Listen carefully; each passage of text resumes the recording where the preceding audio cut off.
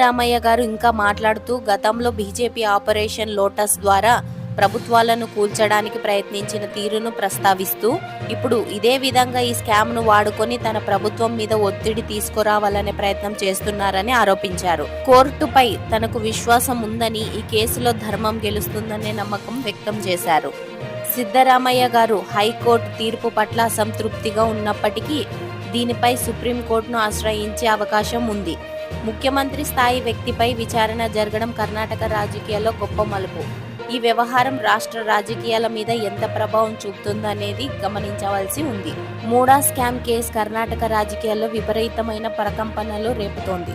ముఖ్యమంత్రి స్థాయి వ్యక్తిపై ఆరోపణలు రావడం, గవర్నర్ గారు అనుమతి నేపథ్యంతో విచారణకు పిలవడం వంటి రాష్ట్ర రాజకీయాలపై దెబ్బ కొడుతున్నాయి. ఈ కేసు వాస్తవిక పరిమాణాలను కోర్టు విచారణలు ఎలా ప్రభావితం చేస్తాయో వేచి చూడాలి. కానీ